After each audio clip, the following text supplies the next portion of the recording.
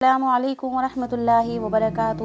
خوش آمدید ہمارے چینل پیغام الہی پر۔ سامعین کرام، امید ہے کہ آپ سب لوگ خیر و عافیت سے ہوں گے۔ اللہ تبارک تعالیٰ آپ سب کو ایمان کے بہترین حال میں رکھے، آمین۔ اللہ تبارک تعالیٰ ہماری ہر مشکلات کو آسان کرے، آمین ثم آمین یا رب العالمین۔ آج ہم آپ لوگوں کے سامنے نبی اکرم صلی اللہ علیہ وسلم کی بہت ہی خوبصورت اور بہت ہی اچھی ایک بہترین احادیث بیان کریں گے کہ نبی اکرم صلی اللہ علیہ وسلم کیا فرماتے ہیں۔ شروع کرتے ہیں۔ اعوذ باللہ من الشیطان الرجیم، بسم اللہ الرحمن الرحیم۔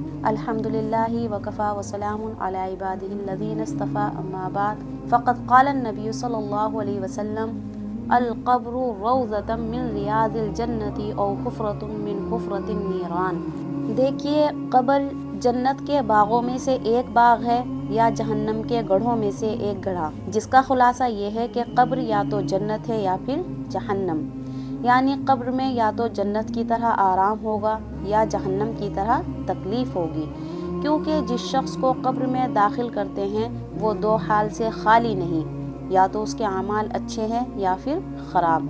اگر اعمال اچھے ہیں تو اسے آرام ہوگا، اور اگر اعمال خراب ہیں تو اسے تکلیف ہوگی۔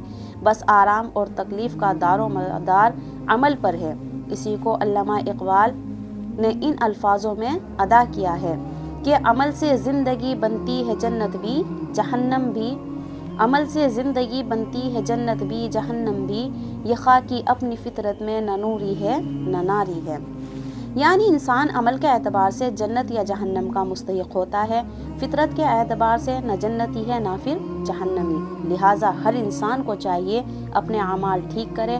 اگر اس نے اپنے اعمال کو ٹھیک کیا، یعنی اسلام کا کلمہ پڑھا، نماز روزہ ادا کیے اور حج و زکوٰۃ ادا کیے، اور رسول پاک صلی اللہ علیہ وسلم کی سنت کے مطابق زندگی گزاری، تو اسے قبر میں آرام ہوگا، طرح طرح کی نعمتیں حاصل ہوں گی۔ اور اگر اعمال ٹھیک نہیں ہیں، یعنی گناہوں میں زندگی گزاری، تو اسے قبر میں عذاب ہوگا، طرح طرح کی مصیبتوں میں گرفتار ہوگا۔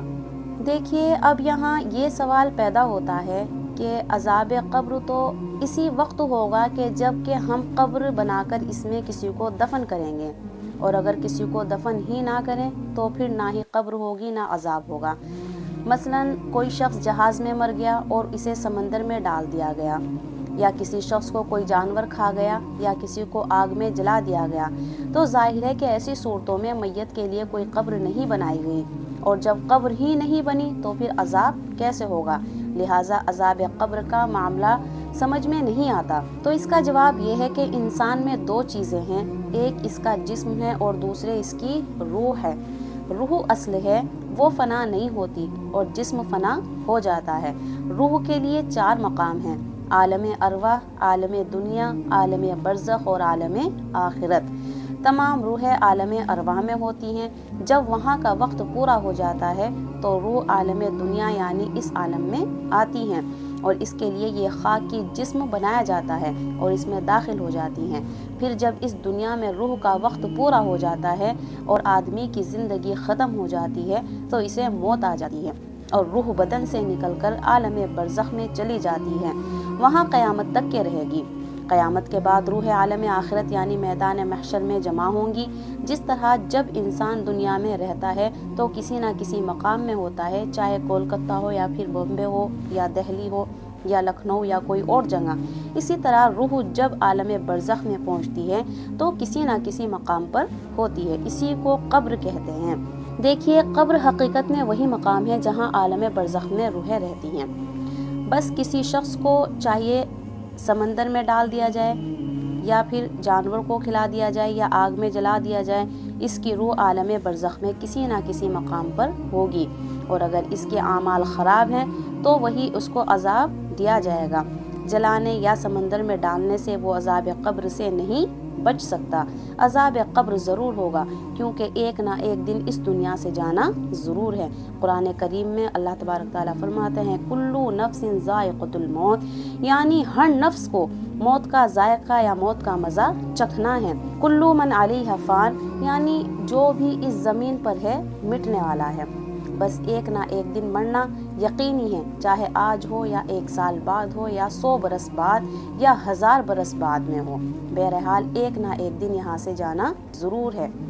دیکھیے دنیا میں انسان دولت کمانے کے لیے بڑی بڑی کوشش کرتا ہے اور خون پسینہ ایک کر کے دولت حاصل کرتا ہے، کیونکہ دنیا میں دولت بڑی کام آتی ہے، بال بچوں کے خرچ کے لیے، دوا علاج کے لیے، شادی بیاہ کے لیے اور کورٹ کچہری کے لیے، ہر جگہ دولت ہی کام آتی ہے اور بسا اوقات سزائے موت سے بچا لیتی ہے۔ لیکن جب انسان کو موت آ جاتی ہے، اس کی روح نکل جاتی ہے، تو لوگ اس کی ساری دولت لے لیتے ہیں۔ اگر اس کے بدن پر کوئی زیور ہوتا ہے، اگرچہ وہ معمولی ہی کیوں نہ ہو، اسے بھی اتار لیتے ہیں اور اسے اپنی دولت سے سوائے کفن کے کچھ حاصل نہیں ہوتا۔ کوئی چیز اس کے ساتھ نہیں جاتی، ساری چیزیں یہیں پڑی رہ جاتی ہیں۔ لوگ نہلا دھلا کر کفن پہنا کر قبرستان کی طرف چل دیتے ہیں اور قبر میں دفن کر کے سارے لوگ واپسی چلے آتے ہیں۔ کوئی اس کے ساتھ نہیں رہتا، اکیلے قبر میں پڑا رہتا ہے۔ دنیا کی کوئی چیز اس کے ساتھ نہیں ہوتی، صرف ایک ہی چیز اس کے ساتھ ہوتی ہے اور وہ اس کے اعمال ہیں، چاہے اچھے ہوں یا برے ہوں، صرف یہی اعمال اس کے ساتھ رہ جاتے ہیں۔ اسی کو کسی شاعر نے کیا خوب کہا ہے کہ کیا کیا دنیا سے صاحب مال گئے، کیا کیا دنیا سے صاحب مال گئے، دولت نہ گئی ساتھ نہ اطفال گئے، پہنچا تو لحد تک آئے سب لوگ، ہمراہ گر گئے تو اعمال گئے۔ میرے صاحب فرماتے ہیں کہ کیسے کیسے دولت والے لوگ دنیا سے گزر گئے، لیکن جب وہ دنیا سے قبر میں جانے لگے تو نہ تو ان کی دولت ساتھ گئی، نہ ان کی بیوی بچے ساتھ گئے، البتہ قبر تک لوگوں نے پہنچا دیا، اس کے بعد واپسی آ گئے۔ اب اگر کوئی چیز ان کے ساتھ گئی تو ان کے اعمال گئے، یعنی صرف ان کے اعمال ان کے ساتھ باقی رہ گئے، باقی سب چیزیں چھوٹ گئی۔ بہرحال انسان جب دنیا سے جاتا ہے تو خالی ہاتھ جاتا ہے، کوئی چیز اس کے ساتھ نہیں جاتی۔ ایک قصہ بیان کرتے ہیں کہ سکندر بادشاہ بہت بہادر تھا، نوجوانی کے وقت میں یونان سے چلا اور فتح کرتا ہوا ہندوستان آ پہنچا، پنجاب کو فتح کر لیا مگر آگے نہ بڑھا۔ وہیں سے جب وطن کی طرف واپسی ہونے لگا تو اس کی طبیعت خراب ہو گئی اور ایسا معلوم ہونے لگا کہ جان نہیں بچے گی۔ اس نے اپنے وزیروں کو بلایا اور کہا کہ دیکھو میرا وقت قریب آ گیا ہے اور اب میں آپ لوگوں سے جدا ہو جاؤں گا۔ یہ سن کر اس کے وزیر رونے لگے۔ بادشاہ نے انہیں تسلی دی، پھر ان سے کہا کہ جب میں مر جاؤں گا تو آپ لوگ میرا کفن دفن کر دیں گے؟ انہوں نے کہا کہ ہاں حضور، زندگی بھر آپ کا نمک کھایا ہے، اب اگر آپ کا کفن دفن بھی نہ کریں تو ہم سے زیادہ نمک حرام کون ہوگا؟ آپ بالکل مطمئن رہیں، ہم بہت عمدہ طریقے سے آپ کا کفن دفن کریں گے۔ سکندر نے کہا دیکھیے میرا آخری وقت ہے، نہایت مجبوری کی حالت ہے، اس حالت میں اگر آپ سے کوئی کام کرنے کے لیے کہوں گا تو کیا آپ لوگ میری بات مانیں گے؟ ان لوگوں نے کہا حضور، ہم نے زندگی بھر آپ کی تابعداری کی ہے، کبھی نافرمانی نہیں کی، آپ بے فکر ہو کر فرمائیے، ہم آپ کی بات ضرور مانیں گے۔ سکندر نے کہا کہ جب میں مر جاؤں اور آپ لوگ مجھے کفن پہنا کر دفن کرنے کے لیے چلیں تو میرا ہاتھ کفن سے باہر نکال دینا۔ وزیر نے کہا حضور ایسا مت فرمائیے، اس میں بڑی بے عزتی ہوگی، کیونکہ آپ کا جنازہ ایک بادشاہ کا جنازہ ہوگا اور ساری دنیا اس کو دیکھنے کے لیے آئے گی۔ جب لوگ دیکھیں گے کہ آپ کا ہاتھ کفن سے باہر نکلا ہوا ہے تو کہیں گے کہ دیکھو سکندر بڑا لالچی ہے، 7 بادشاہتیں اس کے قبضے میں آ گئیں، فتح کرتے کرتے مر گیا مگر اب بھی اس کا لالچ ختم نہ ہوا، وہ کفن سے باہر ہاتھ نکالے ہوئے ہے تاکہ کوئی ملک اس کے ہاتھ آ جائے، لہٰذا اس میں بڑی بے عزتی ہوگی، ایسا نہ کیجیے۔ سکندر نے کہا آپ لوگوں نے سمجھا نہیں، میں ہاتھ اس لیے باہر نکال رہا ہوں تاکہ دنیا والوں کو نصیحت ہو کہ 7 ملکوں کا مالک آج جب دنیا سے جا رہا ہے تو وہ بھی خالی ہاتھ جا رہا ہے، اس کے ہاتھ میں ایک پیسہ بھی نہیں۔ دیکھیے جب اتنے بڑے بڑے بادشاہ دنیا سے خالی ہاتھ گئے تو ہمارا کیا کہنا، ہمارے پاس تو کچھ بھی نہیں ہے، ہم بالکل ہی خالی ہاتھ جائیں گے، صرف ہمارے اعمال ہمارے ساتھ جائیں گے۔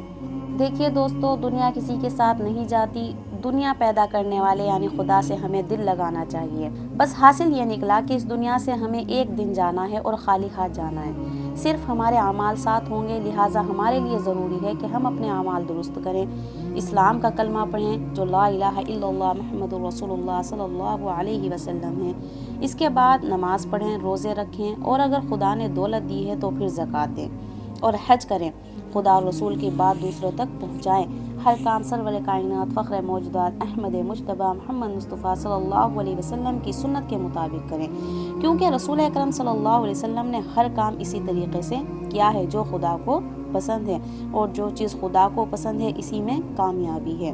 آج کے لیے اتنا ہی، امید ہے کہ آپ سب لوگوں کو سمجھ آ گیا ہوگا کہ قبر میں ہمارے ساتھ क्या चीज़ जाएगी। हमारा कोई ऐसा नहीं है कि हम पैसे कमाएं कि वो हमारे साथ कब्र तक के जाए, हमारी औलाद हुई, सिर्फ हमारे आमाल क्या जाएंगे, कब्र में जाएंगे। हमें अच्छे से वजाहत के साथ ये आ गया, वो आमाल हमारे अच्छे हों या फिर बुरे हों, क्योंकि अहदीस पाक का जो हमने अहदीस पढ़ी है इसका खुलासा यही है कि अलक़ब्रु रौज़तुम मिन रियाज़िल जन्नति व हुफ़रतुम मिन हुफ़रतिन नीरान, कि कब्र या तो जन्नत के बागों में से एक बाग है, या फिर जहन्नम के गढ़ों में से एक घड़ा है।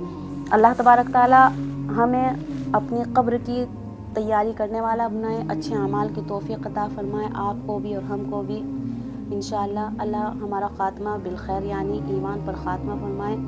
आपसे दुआओं की दरख्वास्त है।